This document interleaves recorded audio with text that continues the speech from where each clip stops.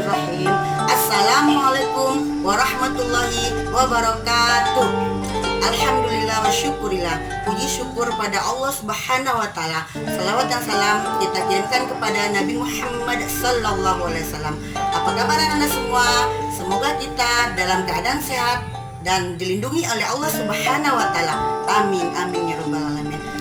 Untuk mengawali pembelajaran kita ini, marilah kita baca basmalah. Bismillahirrahmanirrahim.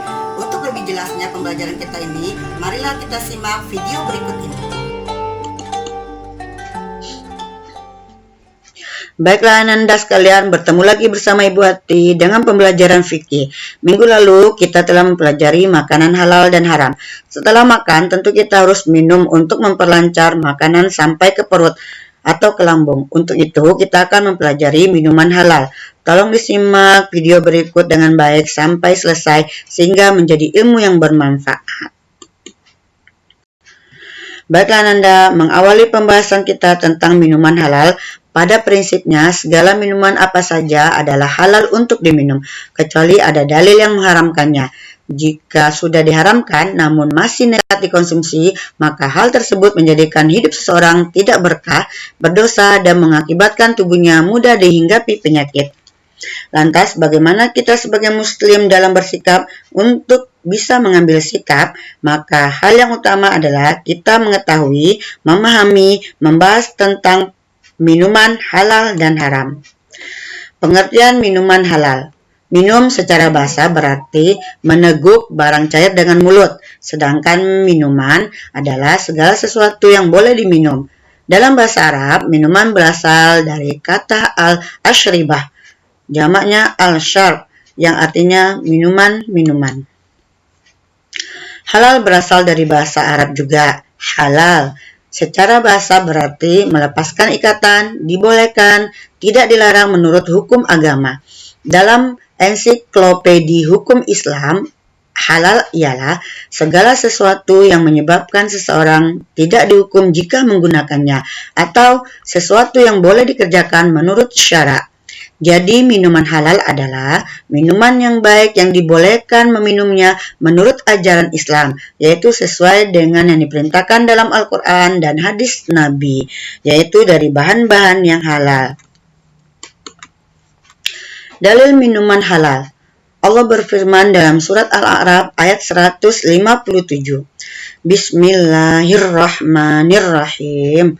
Wa yuhillu lahumut thayyibat wa yuharrimu 'alaihimul khaba'ith.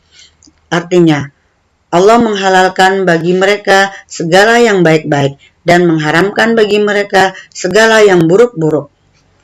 Dari dalil ini jelaslah bahwa yang halal adalah sesuatu yang baik-baik. Yang baik-baik itu disebut at-thayyibat, dan yang haram itu adalah yang buruk-buruk dengan istilah al-khaba'is. Dari kedua hal yang bertolak belakang ini, tentunya kita akan memilih yang baik-baik. Jadi, bahan-bahan yang dihalalkan dalam syariat Islam itu seperti apa? Simak terus video ini. Jenis-jenis minuman halal. Yang pertama, semua jenis air yang tidak membahayakan bagi kehidupan manusia, yaitu pertama, minuman yang airnya alami. Contoh, air sumur, air dari mata air sungai, air danau, air hujan, dan air kelapa. Yang kedua, minuman yang airnya bercampur dengan benda lain yang halal. Contoh, susu, kopi, teh, dan lain-lain. Minuman yang melalui proses kimia, contohnya minuman bersoda, seperti Sprite, Coca-Cola, Fanta, dan lain-lain.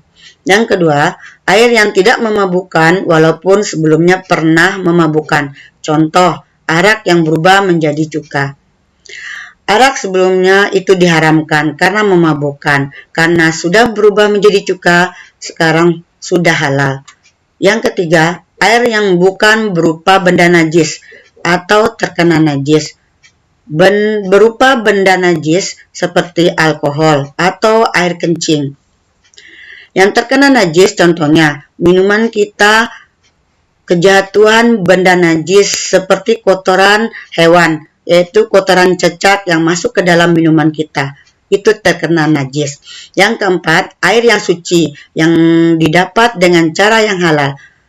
Walaupun kita sudah memenuhi yang 3 ini, tapi yang keempat ini kalau tidak terpenuhi dengan cara yang halal, itu juga termasuk yang haram.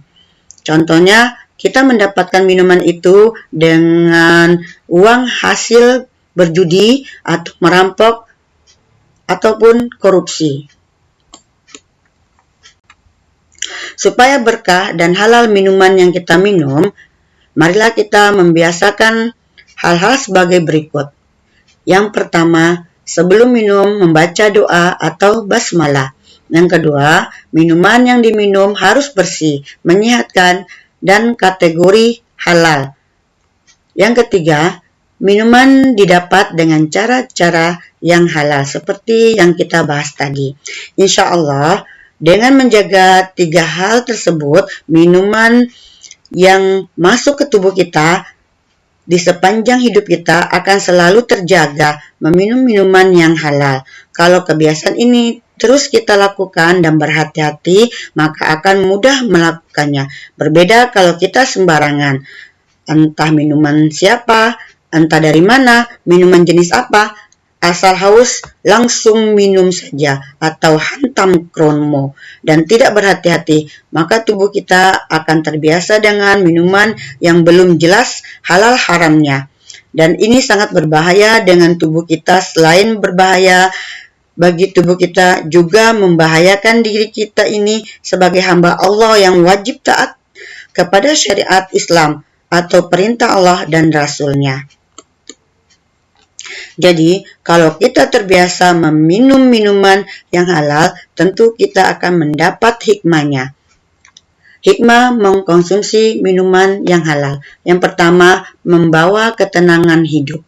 Kalau kita sudah membiasakan minuman yang halal, tentu hidup kita akan menjadi tenang. Yang kedua, menjaga kesehatan jasmani dan rohani. Dan yang ketiga, mendapatkan perlindungan dari Allah. Yang keempat, meningkatkan iman dan takwa kita kepada Allah. Dan yang kelima, mencerminkan pribadi yang jujur.